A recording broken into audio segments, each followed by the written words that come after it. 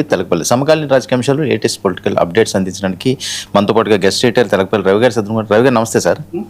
Sir, Pawan Kalyan ఆదేశం, నేతలు ఆవేశంగా మాట్లాడుతున్న తీరు, అలాగే ప్రకాష్ రాజ్ ఒక వర్డ్తోటి ఆయన మాట్లాడు, ఏదో పోరంబోకు ఆ రకంగా అని ప్రకాష్ రాజ్ అన్నాం, సనాతనం, దేశభక్తి. సో ఈ ఓవరాల్గా ఇవన్నీ ఎలా చూడాలి సార్? ఒక షార్ట్ బ్రేక్ తీసుకుందాం, బ్రేక్ తర్వాత ఫ్రాంక్ టీవీ తెలకపల్లి కొనసాగిద్దాం. Stay tune.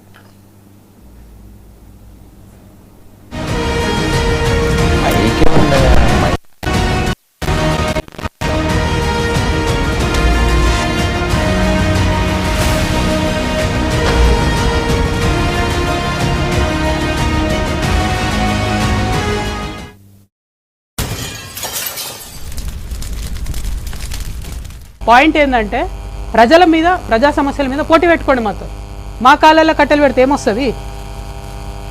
వెనకంగా పోయి ఎప్పటికన్నా మాతోనే వచ్చి చేరుతుంది.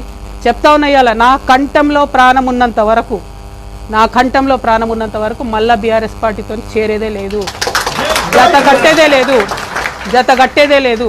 ఎందుకు చెప్తున్నా అంటే బాధతో చెప్తున్నానే, మళ్ళీ చెప్తున్నా. పర్సనల్గా నేను ఎంత హ్యూమిలేషన్ గురైనా ఒక్క విషయం కూడా నేను బయట చెప్పలేదు, చెప్పను. రాజకీయంగా డెఫినెట్గా చెప్పిన, ఇంకా చాలా చెప్తా.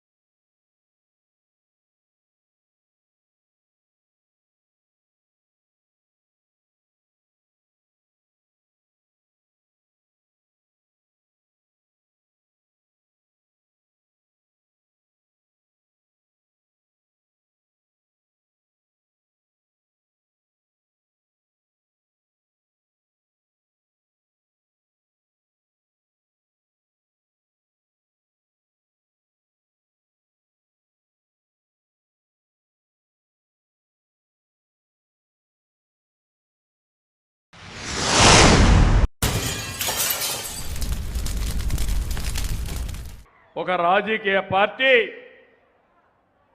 ఒక వ్యక్తి, రావణ్ అనే వ్యక్తి పురాణాలను దూషించాడు, రాముణ్ణి సీత పైన నీచంగా మాట్లాడాడు.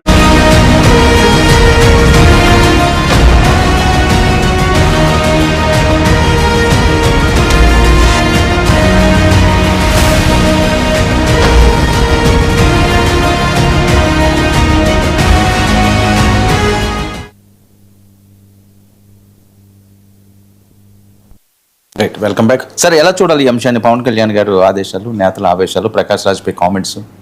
ప్రకాష్ రాజ్ మీద కామెంట్స్, దానికంటే ముందు పవన్ కళ్యాణ్ నిన్న అనుకున్నాం కదా, ఆయన నిన్న హఠాత్తుగా సమావేశపరిచారు, ముఖ్యమైన నాయకులందరినీ కూడా పిలిచారు. అక్కడ సమీక్ష అంటే ఖచ్చితంగా వ్యూహాత్మకమైన నిర్ణయాలు. రెండోది, ఆయన అక్కడ ముంబైలో కోకిలాబేన్ ఆసుపత్రిలో సర్జరీలు, ఒక 2 సర్జరీలు చేసుకోవడానికి దానికి వెళ్ళబోతున్నప్పుడు ఈ మధ్య నెల రోజుల వ్యవధిలో ఇవ్వాల్సిన ఆదేశాలు, అన్నింటిని మించి ఒక విధమైనటువంటి ఒత్తిడికి గురవుతున్న మాట నిజం. వరుసగా ఆయన హైదరాబాద్ పర్యటన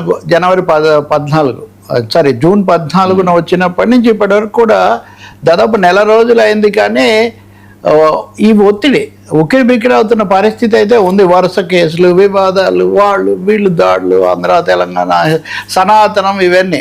వీటన్నిటిలో తమ వాళ్ళు తనను తగినంతగా డిఫెండ్ చేయట్లేదు, గట్టిగా ఎదుర్కోవటం లేదు అనే ఒక అసంతృప్తి అయితే సేనానికి చాలా పుష్కలంగా ఉన్నట్టుగా ఉంది. ఇది తమ వాళ్ళ మీదే కాకుండా తెలుగుదేశం నాయకుల మీద, మంత్రుల మీద కూడా ఉండటంతో ఆయన అసంతృప్తిని పసిగట్టిన, గ్రహించిన చంద్రబాబు నాయుడు కూడా మీరేంటి పవన్ తన తరఫున తనే మాట్లాడాలా, మీరెవరు ఏమి సమర్థించరా అని కోప్పడ్డారని గత కేబినెట్ సమావేశంలో, ఇప్పుడు కూడా కేబినెట్ జరుగుతుంది, గత కేబినెట్ సమావేశంలో ఆయన ఆగ్రహించారని ఇవన్నీ చూసాం.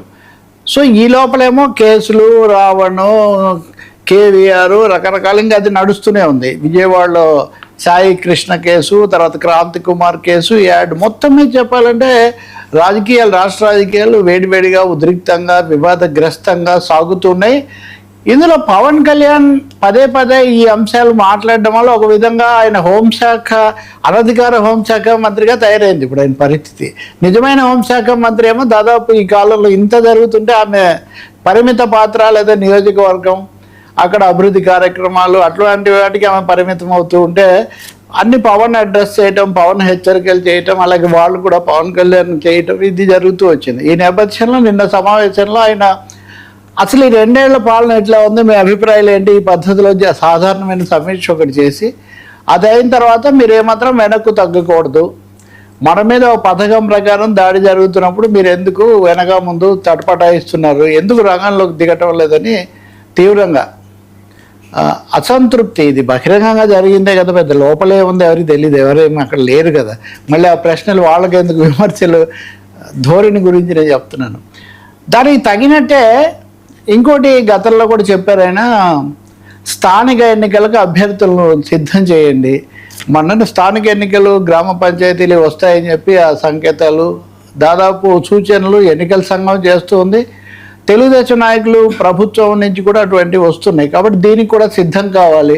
తన మీద వచ్చిన విమర్శలు పార్టీ పరిధి పెరగలేదు, మనం వాళ్ళకు అనుబంధంగా ఉండిపోయామన్న దానికి సమాధానం నేను అనుకుంటాను స్థానిక ఎన్నికల్లో మెరుగైన ఫలితాలు చూపించడం ద్వారా మేము సజీవంగా ఉన్నాము, శక్తివంతంగా ఉన్నామని చెప్పాలి అన్నది పవన్ కళ్యాణ్ యొక్క ఒక వ్యూహం. దీనికోసం ఇప్పటి నుంచి సిద్ధం అవ్వాలి, అభ్యర్థులను సిద్ధం చేయాలి. కాబట్టి దానికి మీరు ఇంతకుముందు కూడా ఆయన ఏదో కమిటీనో ఏదో వేశారు. ఇవన్నీ రకరకాల యువత నుంచి దరఖాస్తులు తీసుకోవడం ఇదంతా అయింది. సో వీటన్నిటిని సమీక్షించిన తర్వాత మీరు గట్టిగా ఎదుర్కోండి, ఏమాత్రం వెనక్కు తగ్గకండి. ఈ సనాతనం మీద, దేశభక్తి మీద అదే పనిగా దాడి చేస్తున్నారు కాబట్టి మీరు దీన్ని గట్టిగా ఎదుర్కోండి అని ఆయన చెప్పారు, ఆదేశాలు ఇచ్చారంటున్నారు. ఆయన ఇచ్చారా లేదా అని ఎవరికైనా సందేహం ఉంటే అది జనసేన కదా, లైట్స్ కెమెరా యాక్షన్ స్థాయిలో వెంటనే ఇప్పుడు పొద్దున్నే నేను చూస్తుంటే సుందర్ విజయ్ కుమార్ ఎమ్మెల్యే, అలాగే ఎంపీ ఉదయ్ శ్రీనివాస్, అది ఉదయ్ శ్రీనివాస్ నిన్నటిది అనుకుంటా, ఇవన్నీ ఒక్కసారిగా మనకు ప్రత్యక్షమవుతున్నాయి. వీళ్ళందరూ చాలా తీవ్రమైన స్థాయిలో విరుచుకుపడుతున్నారు విమర్శకుల మీద. పేరుకు రావణ్ రావణ్ అంటున్నారు కానీ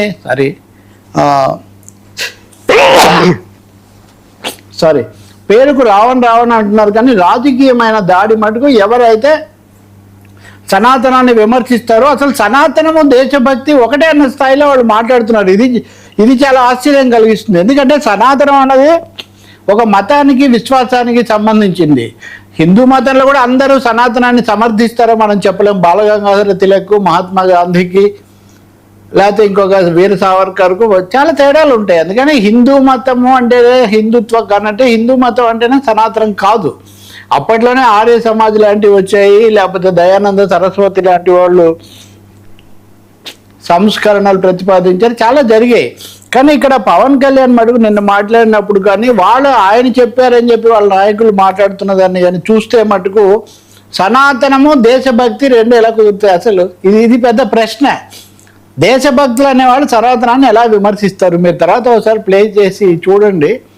ఈ ఎమ్మెల్యే మాట్లాడినా, ఎంపీ మాట్లాడినా సనాతనము, హిందూ, ఇదేదో దేశభక్తి, ఇవి రెండు ఒకటే అని వీళ్ళందరూ అక్కర్లేదు.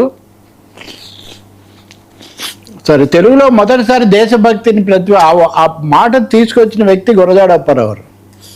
దేశం అంటే మట్టి కాదు, దేశం అంటే మనుషులు అని. గురజాడ అప్పారావు గారు సనాతనవాది కాదు, ఆయన సంస్కర్త. ఆ కాలంలోనే బాల్య వివాహాలు వద్దన్నారు, కన్యాశుల్కం రాశారు. ఇవన్నీ కూడా ఆయన మానవత్వం ఉండాలి, మతం వేరైతేను ఏమో, మనసులు ఒకటై మనుషులు ఉంటే జాతం అన్నది పైకి లేచి లోకమున రాణించును అన్నాడు. మతం వేరు మతం ముఖ్యం కాదన్నది. కాబట్టి ఆ విషయంలో భావజాల పరంగా జనసేన ఏమి మార్చుకుంటుందో నాకు తెలియదు. కానీ సనాతనం అన్నదాన్ని మటుకు చాలా తీవ్రంగా తీసుకొని ఈ క్రమంలో ప్రకాష్ రాజ్ రావణ్ మీద విమర్శ, రెండోది ప్రకాష్ రాజ్ మీద. ఎంపీ ఉదయ్ శ్రీనివాస్ అయితే ప్రకాష్ రాజ్ గారు మీకు ఒక స్థాయి ఉంది, అది ఉంది, మీరు ఇలా ఎవరినంటే వాళ్ళని సమర్థించకూడదు, ఏదైతే చేయకూడదు అని చెప్తూ ఒరే పొరంబోకు ఎదవా ఇట్లాంటివి అంటే ఎలా ఉంటుందని ఇవన్నీ కూడా ఇంకా బాగా అలవాటైన చిట్కాలు కదా ఇప్పుడు. సో అది హెడ్డింగులు అన్నింటిలో అదే హెడ్డింగులు. అంటే బహుశా నేను పవన్ కళ్యాణ్ ఇలా చెప్పమని చెప్పుంటాడని నేను అనుకోను. కానీ రుచి చూపించాలి వాళ్ళ భాషలోనే. ప్రకాష్ రాజ్ అలా అన్నట్టు నేనేం వినలేదు, ఆయన రాజకీయంగా ఏమైనా మాట్లాడి ఉండొచ్చు. కానీ అందువల్ల ఒకరి తర్వాత ఒకరి వరుస పెట్టి ప్రకాష్ రాజ్ని ఎందుకు టార్గెట్ చేస్తున్నారు? ఇక్కడ ప్రశ్న అదే.